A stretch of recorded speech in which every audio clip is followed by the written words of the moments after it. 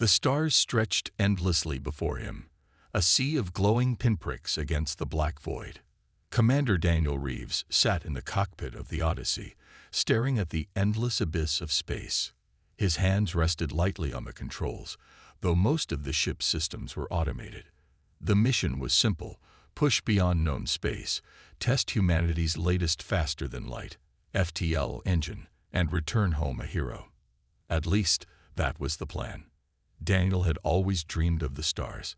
Ever since he was a child, watching old space documentaries, he had imagined himself out here, drifting between planets, touching the unknown.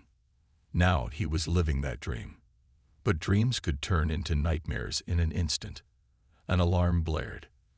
The cockpit screens flashed red. Warning: gravitational anomaly detected. Daniel's heartbeat quickened. He tapped at the controls, trying to steady the ship.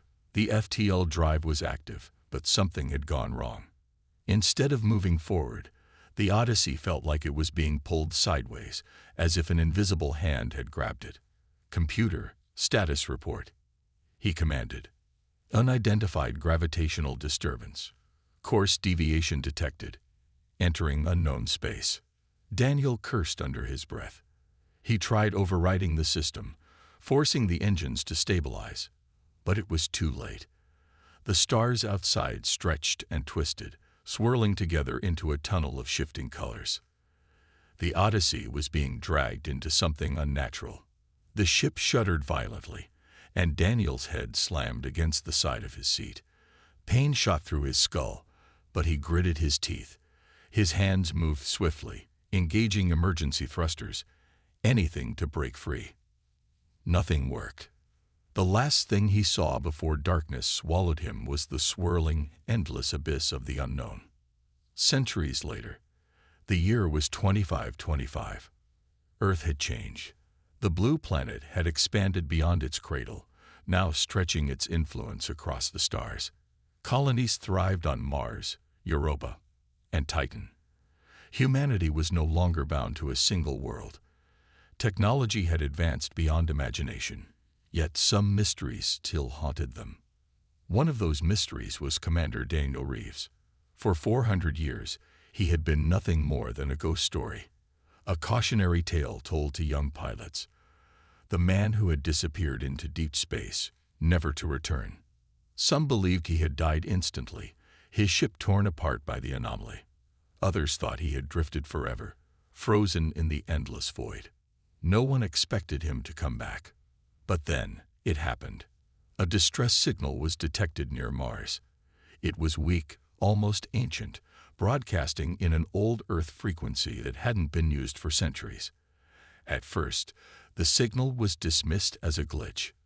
But when a patrol ship investigated, their sensors locked onto something impossible. A spacecraft, floating just outside Mars' orbit. It was old, very old, but its design was unmistakable. The markings on the hull were faded but still visible. And the name, though covered in layers of cosmic dust, sent a shockwave through the world. The ODYSSEY, the ship that had vanished 4 centuries ago, had returned. A ghost from the past. The Odyssey was immediately brought to Earth under the highest security. Scientists, military officials, and historians gathered at the secret research facility where the ship was taken. Every expert had the same question. How? How had it survived? How had it reappeared after 400 years? And most importantly, who was inside? The answer left them speechless. Daniel Reeves stepped out of the ship. He looked exactly like he did in the old photographs. Not a single wrinkle, not a single sign of age. It was impossible.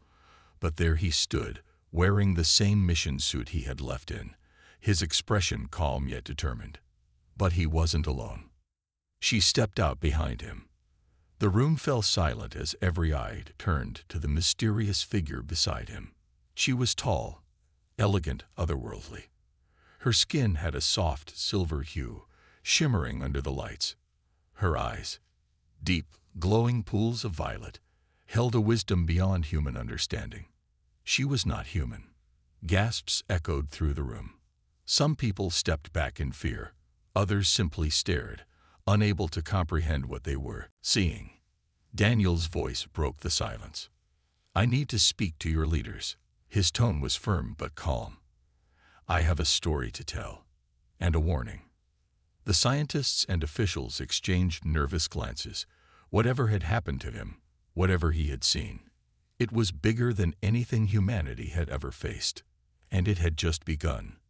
The silence in the room was heavy.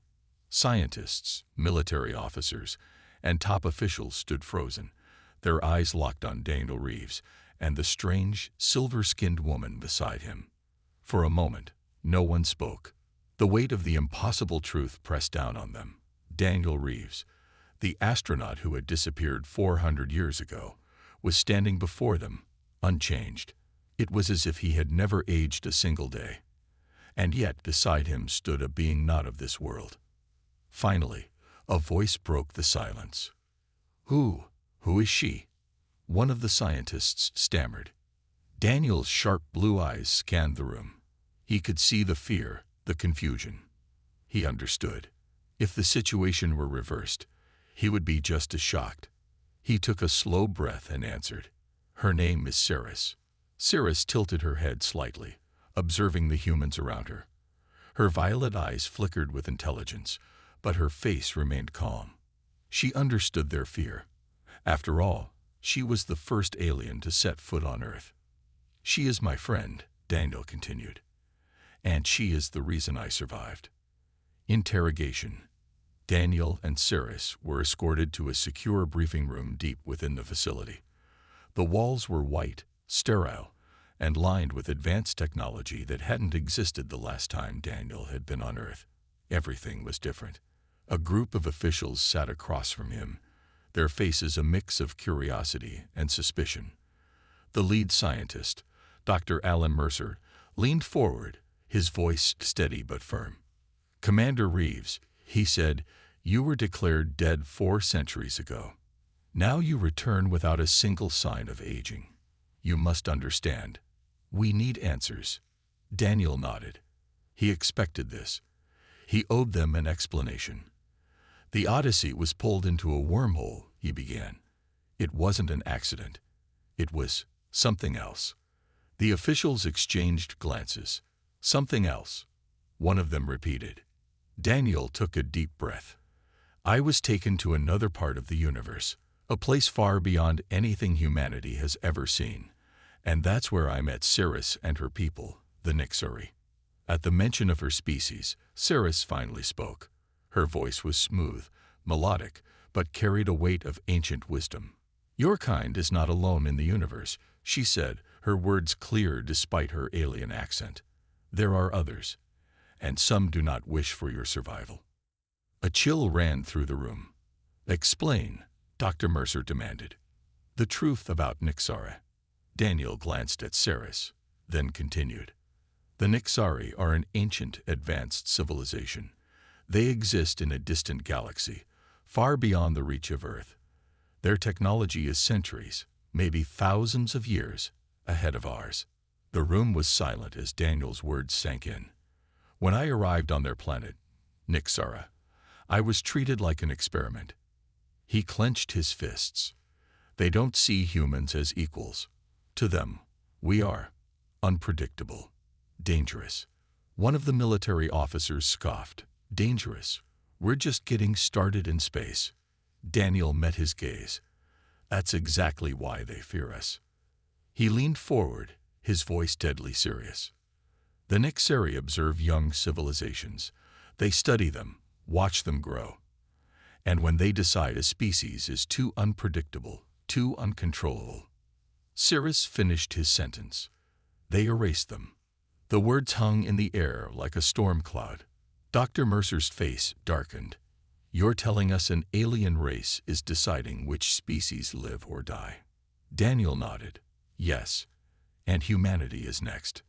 A cold shiver ran through the room. No one spoke for several moments. Then, the highest-ranking officer, General Harris, leaned forward. "If what you're saying is true, why are you still alive? Why let you escape?" Daniel looked at Ceres. Their bond had been forged in the darkest of times. in the face of impossible odds. He knew she had risked everything for him. "Because Ceres helped me," he said simply. She didn't agree with what her people were doing. She believed humanity deserved a chance. Ceres nodded. "I betrayed my own kind to bring this warning." Her voice was calm, but her eyes held deep sadness. She had given up her home, her people, everything, to stand beside Daniel. A choice to make. The room was silent again, but this time it was different. The fear had shifted into something else. Realization. The people of Earth had always wondered if they were alone. Now they had their answer. And it wasn't what they had hoped for. Dr. Mercer exhaled slowly. "If the Nixari are truly watching us, what do we do?" Daniel leaned back in his chair. He knew what was coming. "We prepare," his voice was steady. "Because when they come for us, we need to be ready." A heavy silence filled the room. The weight of Daniel's words pressed down on the gathered officials, scientists, and military leaders. The idea that an advanced alien race had been watching humanity, judging whether they should be allowed to exist, was almost too much to believe. And yet the proof was standing right in front of them. Commander Daniel Reeves, an astronaut who had disappeared 400 years ago, was back, looking unchanged by time. And beside him stood Ceres, an alien woman from a race that saw Earth as a potential threat to the galaxy. Dr. Mercer, the lead scientist, adjusted his glasses, his hands trembling slightly. "If this is true, if the Nixari decide to erase us, how will they do it?" Ceres stepped forward. Her violet eyes glowed faintly in the dim light. "They will not announce their arrival. There will be no war, no negotiations. They will simply act." A deep unease spread across the room. "Act? How?" General Harris, the highest-ranking military officer, asked cautiously. Ceres' expression was unreadable. "They will unleash a technology your world has never seen. It will happen in an instant. Your satellites, your defenses, your cities, all will be disabled before you even understand what is happening." A cold shiver ran down Daniel's spine. He had seen what the Nixari could do. He had witnessed entire planets silenced without a single explosion. "They do not fight wars like you do," Ceres continued. "They see war as inefficient. Instead, they will use their most powerful weapon: control. Your people will not even realize they are conquered until it is too late." Dr. Mercer's face turned pale. "Mind control." Ceres shook her head. "Worse. They will override your systems, your power grids, your technology. Your machines will no longer be yours. And then, when your world is helpless, they will decide your fate. A race against time." General Harris stood up, his face grim. "We need to act now. If they are coming, we have to be ready." Daniel nodded. "That's why Ceres and I returned. We didn't just come to warn you. We came to give you a chance to fight back." The officials exchanged glances. "Fight," one of them asked. "Against a race thousands of years more advanced than us." Ceres's voice was firm. "Technology does not always guarantee victory." She turned to Daniel. "You survived among my people for years. You adapted. You resisted. That is what makes humans dangerous to the Nixari." Daniel met her gaze. "They don't understand us. That's our greatest advantage." General Harris folded his arms. "What do you propose?" Daniel took a deep breath. "We need to stop thinking like them. If we try to fight the Nixari on their terms, we will lose. But if we fight like humans, if we do what they don't expect, we have a chance." Dr. Mercer frowned. "And what do they not expect?" Daniel smirked. "Chaos. A plan forms." Over the next few hours, Daniel and Ceres explained everything they knew about the Nixari. Their weaknesses were few, but they existed. They relied too much on logic. The Nixari were highly intelligent, but they did not understand irrational human behavior, spontaneous action, emotional decisions, unpredictable moves. These were things their kind struggled to counter. They depended on control. The Nixeri used advanced technology to manipulate civilizations, but what if Earth's systems were not so easily controlled? They underestimated humanity. The Nixeri believed humans were still primitive, still too young to be a real threat. That arrogance could be used against them. General Harris leaned forward. So you're saying we need to act unpredictably? We need to make sure they can't control us. Daniel nodded. Exactly. We need to prepare Earth for a war where we don't play by their rules. Dr. Mercer sighed. This sounds impossible. Cyrus spoke softly. I know my people. They believe their plans are perfect. That is their weakness. Daniel placed his hands on the table. We don't need to defeat them. We just need to make them believe it's not worth the fight.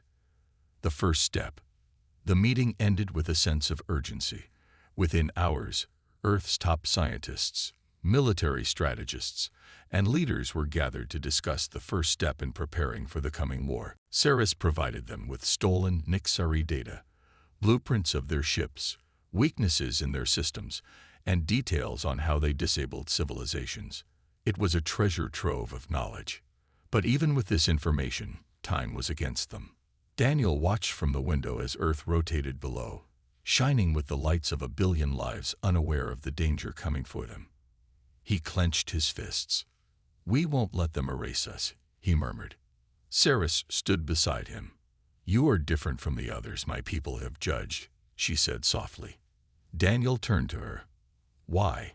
She studied him for a moment before speaking. Because you refuse to accept defeat. That is why I believe in you. For the first time since returning to Earth, Daniel allowed himself a small smile. Then let's show the universe what humanity can do. The world had changed overnight.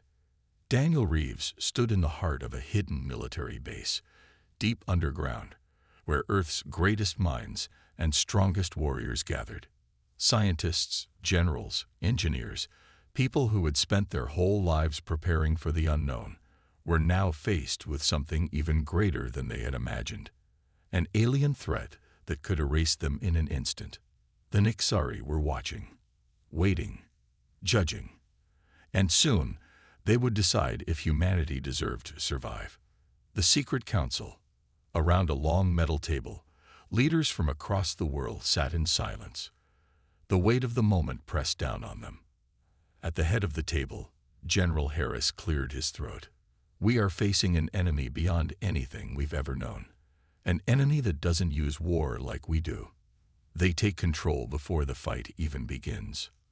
Dr. Mercer, the lead scientist, nodded. If we allow them access to our systems, our satellites, our networks, it's over.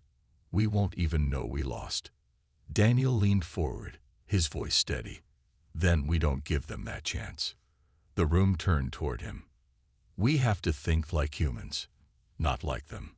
They expect us to react with fear, to surrender before the battle begins. But that's not who we are. A murmur spread through the group.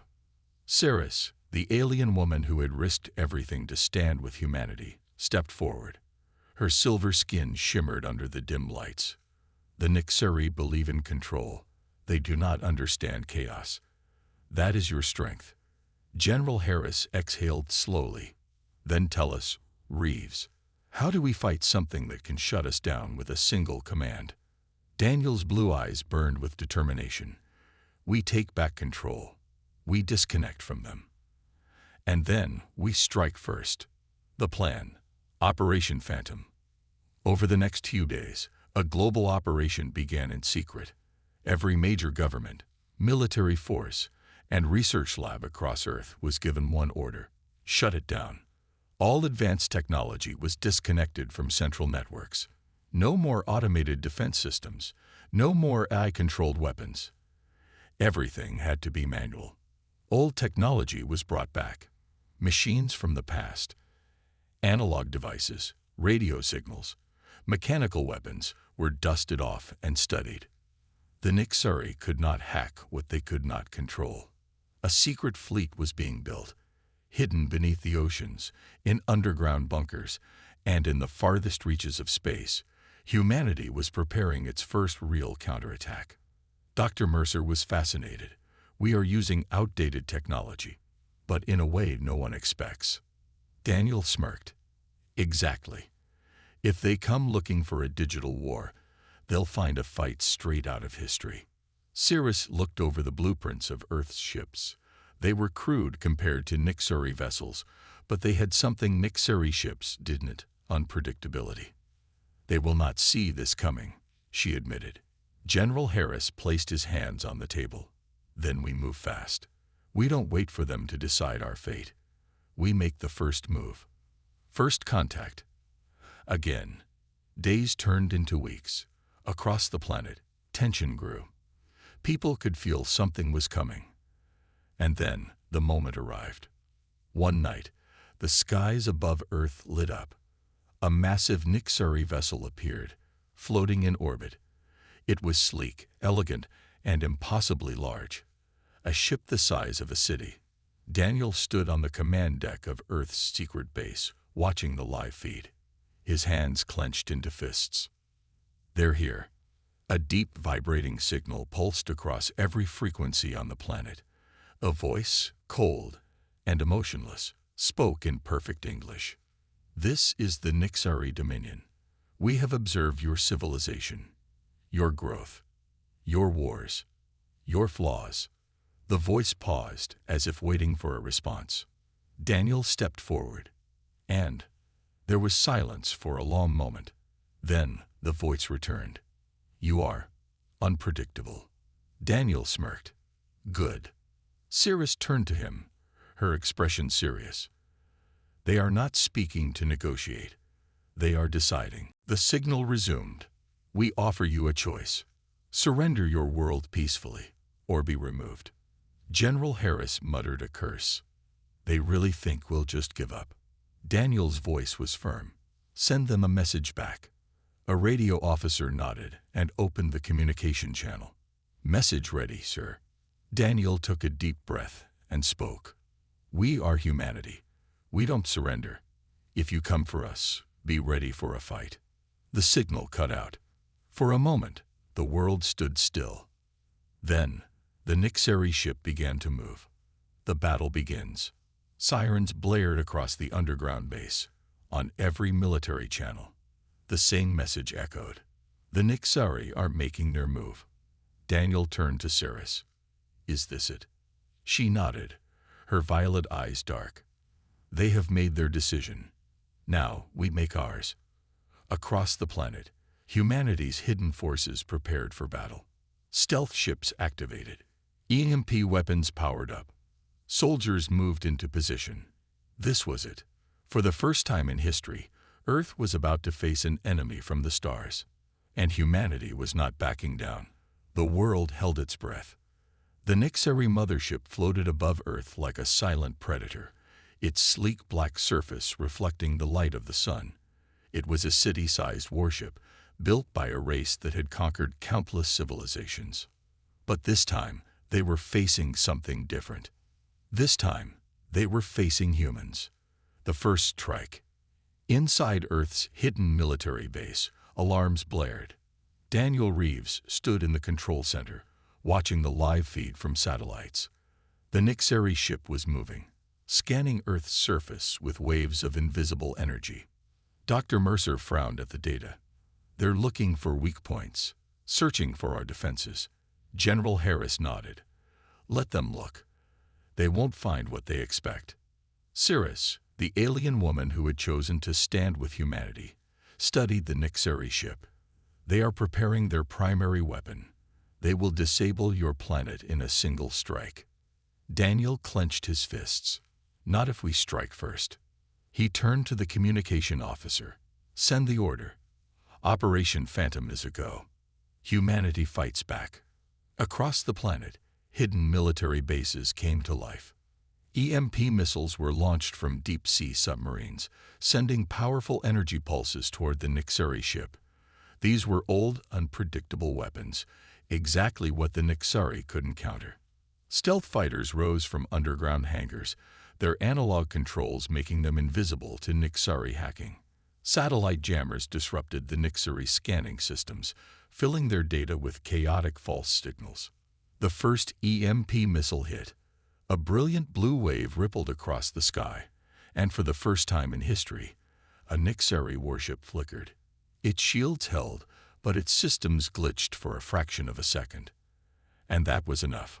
Boarding the enemy, Daniel Reeves was never one to sit back and watch. Dressed in a reinforced flight suit, he stood in the launch bay of Earth's most advanced spacecraft, the Revenant. Beside him stood a team of elite soldiers and Cirrus, who had insisted on fighting alongside them. General Harris's voice crackled over the radio. "Your mission is clear. Get aboard that ship and disable its control core.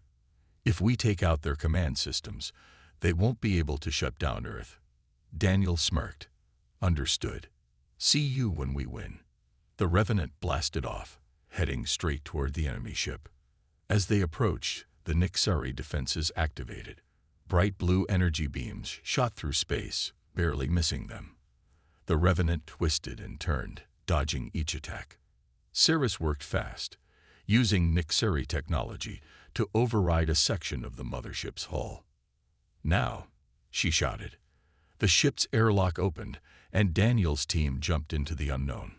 Inside the Nixari ship, the corridors were cold and metallic, glowing with a faint blue light. Strange holograms of alien symbols floated in the air. Daniel and his team moved quickly, weapons ready. Cirrus pointed ahead. "The control core is deep within. We must move fast." A sudden mechanical hum filled the air. Then, Nixari sentinels appeared, tall, humanoid machines with glowing blue eyes. They moved with inhuman precision, firing energy weapons at Daniel's team. "Cover!" Daniel shouted, ducking behind a support beam. The soldiers opened fire, their weapons flashing in the dim light. Bullets struck the sentinels, but some of them adapted, forming shimmering shields. Cirrus raised her own weapon, a sleek alien rifle, and fired a pulse of violet energy. One sentinel collapsed instantly. "Aim for the power cores," she shouted. The battle raged on, but the humans fought like no species the Nixari had encountered before. They were unpredictable. They took risks, and they refused to give up. Reaching the core. After a brutal fight, Daniel's team reached a massive circular chamber. In the center, a glowing Nixari control core pulsed like a giant heart, feeding energy into the ship. Cirrus moved to the control panel, her hands working fast. "I can shut it down, but I need time." Daniel and his team held their ground, fighting off more Nixari sentinels. Suddenly, the entire ship shook violently. Over the radio, General Harris's voice came through. "Daniel, we're detecting a massive energy surge. They're about to fire their planetary disruptor." Daniel turned to Cirrus. "How much longer?" She gritted her teeth. 30 seconds. The final decision. More sentinels poured into the chamber. Daniel's team was running out of time. A sentinel raised its weapon, aiming directly at Cirrus. Daniel didn't hesitate. He threw himself in front of her, taking the shot to his shoulder. Pain burned through his body, but he stayed standing. Cirrus gasped. "Daniel." He gritted his teeth. "Finish it." With one final command, Cirrus activated the shutdown sequence. The control core flickered. The massive Nixari warship shuddered. Its energy beams dimmed. And then, silence. Victory, for now. On Earth, people watched in shock as the Nixari ship stopped moving. Its once powerful systems were completely disabled. Inside the control chamber, Daniel breathed heavily, clutching his injured shoulder. Cirrus looked at him with admiration. "You did it." He smirked. "We did it." The Revenant arrived to extract them just as the Nixari ship began to collapse. As they flew away, Daniel looked out the window, watching the silent remains of the once powerful enemy vessel. This was not the end. The Nixari would return. But now, they knew the truth. Humanity would not be controlled. Humanity would fight. And humanity would win. The battle was won, but the war was far from over. Earth had defied the Nixari. Daniel Reeves and his team had disabled the enemy mothership, proving that humanity was not to be controlled. But the Nixari were not defeated. They were angry. And now, they were coming with full force. After the battle, in the underground military base, the tension was thick like a storm. Scientists and soldiers rushed through the halls, updating defenses and preparing for the inevitable. General Harris stood over the command table, staring at the latest reports. His jaw was tight. The Nixari fleet is on the move. Daniel sat nearby, his shoulder bandaged from the last battle. He exhaled sharply. How many ships? Dr. Mercer checked the data. His face paled. At least 50. And these aren't scouting vessels. These are full-scale warships. A cold silence filled the room. Saris, standing near the display, traced her fingers over the holographic map. They are done with warnings. They see humanity as a problem now, and the Nixari do not leave problems unsolved. Daniel stood, rolling his shoulder. Then we show them their mistake. The war begins. Across Earth, people watched the skies in fear. The Nixari fleet arrived like a silent storm, their dark ships blocking out the stars. The first attack was swift. Power grids failed across major cities. The Nixari were using advanced jamming signals, making human technology useless. Massive shockwaves rippled across the atmosphere as their warships moved into position. Energy pulses struck military bases, destroying targets with precision. Earth's forces scrambled. Fighter jets took off. Ground defenses activated. But the Nixari were ready this time. Saris studied the enemy formations. They are adapting. They know your weaknesses now. General Harris slammed his fist on the table. Then we fight smarter. The battle over Earth. Daniel climbed into his fighter jet, a modified stealth craft built for space combat. The cockpit glowed dimly as he activated manual controls. Saris's voice came over the radio. "Are you sure about this?" Daniel smirked. "They caught us off guard once. Let's see how they handle a surprise." He and his squadron launched into the sky. As they reached the upper atmosphere, they saw the true scale of the invasion. The Nixari fleet hovered like giants, moving in perfect synchronization. "Stay sharp," Daniel ordered. "We hit them where it hurts." The first strike came from below. Hidden missile silos fired EMP warheads, sending waves of energy through space. Several Nixari ships flickered and fell, their systems momentarily disrupted. "Now," Daniel shouted. His squadron dived toward the nearest warship, weaving through laser fire. Explosions lit up the darkness, but the Nixari adapted quickly. Their ships shifted formations, countering human attacks with terrifying precision. Then, something new happened.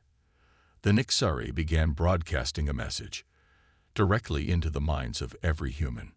A cold, emotionless voice echoed inside their heads. "You cannot win. Surrender now, and your world will be spared." Daniel clenched his teeth. Not happening. He pushed his ship forward, dodging enemy fire, and aimed directly at the Nixari command cruiser. "We end this. Right now." A desperate gamble.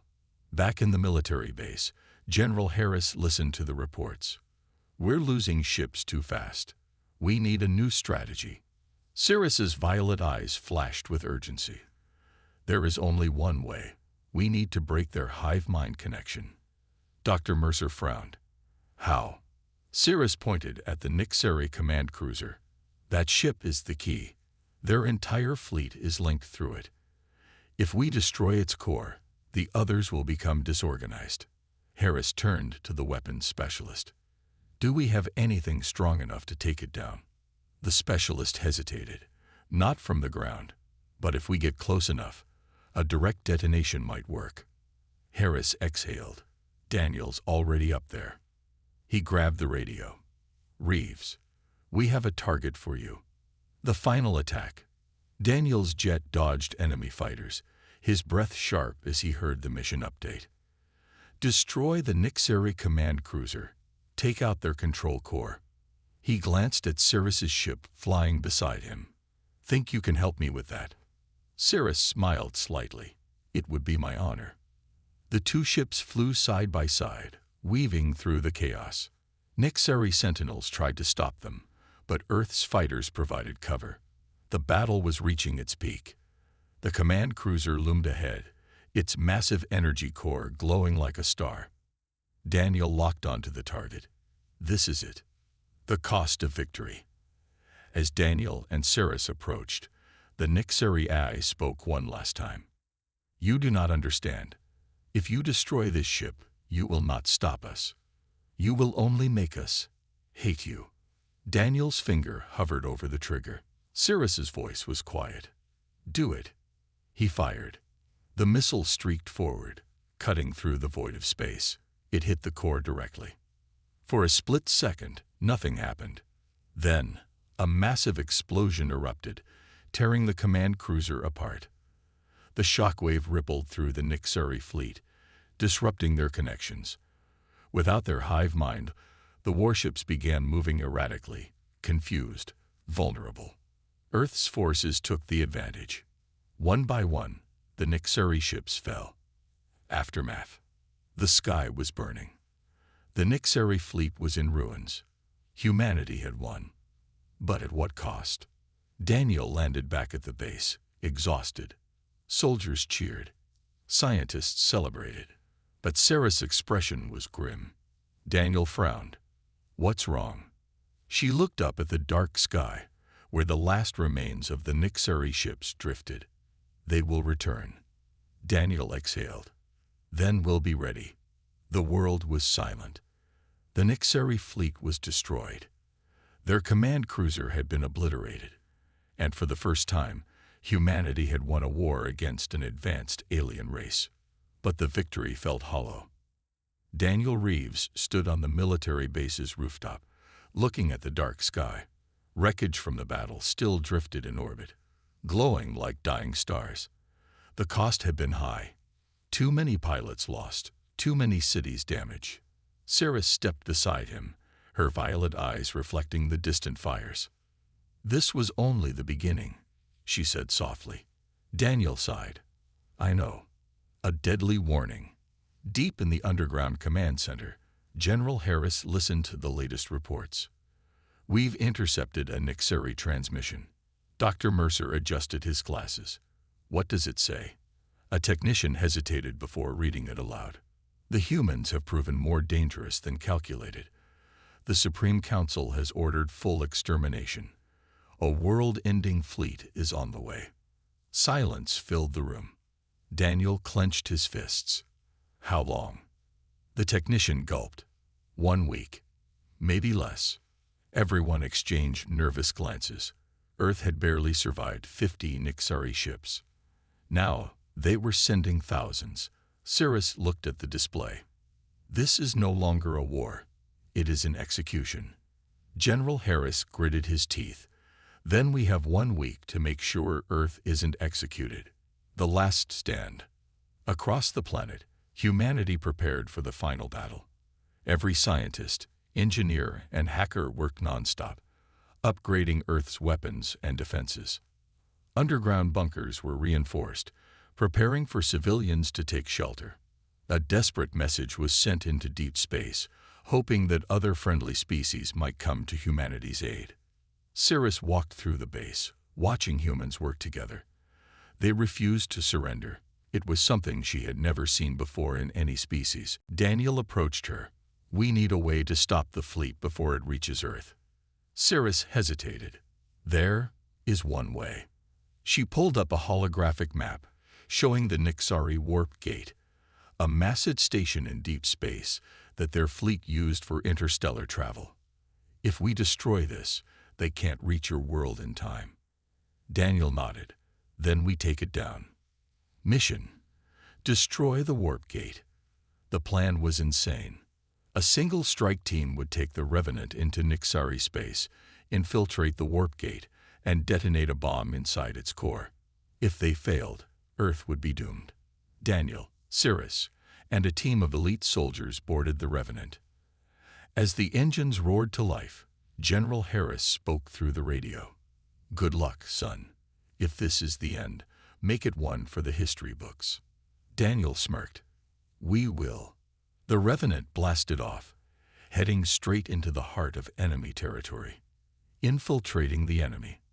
The Nixari Warp Gate was a monstrous structure, a floating fortress of metal and energy, surrounded by hundreds of automated defenses.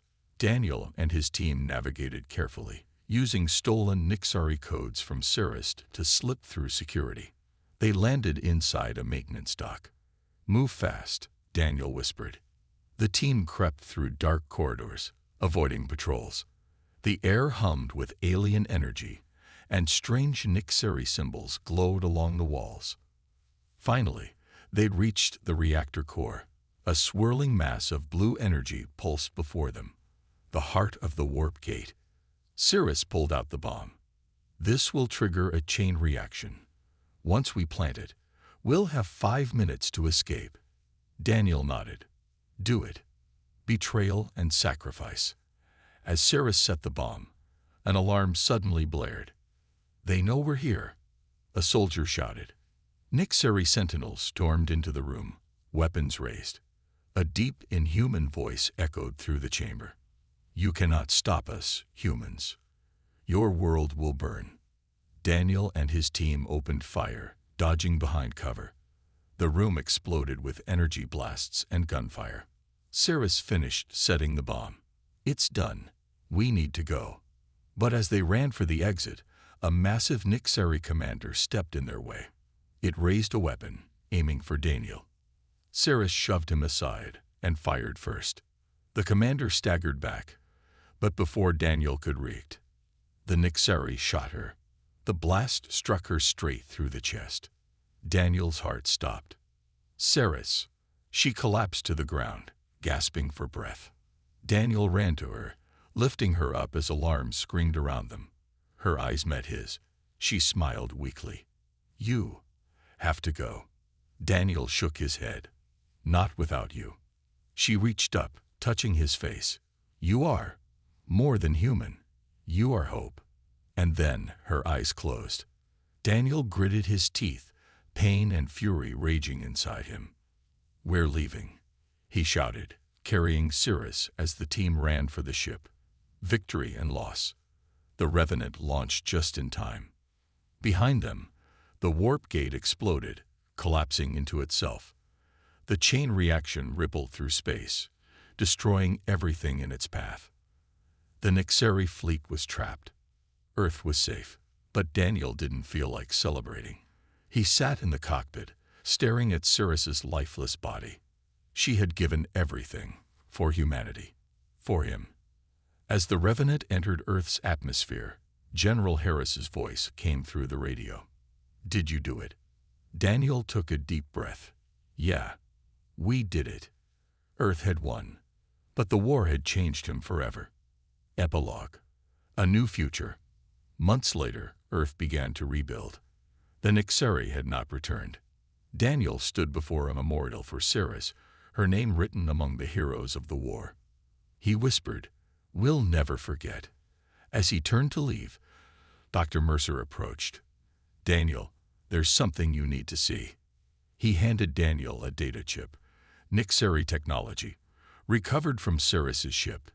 Inside was a map, a message, a secret about the universe that the Nixari never wanted humans to know. Daniel frowned. "What is this?" Dr. Mercer smiled slightly. "A new beginning." And with that, humanity's greatest journey had just begun.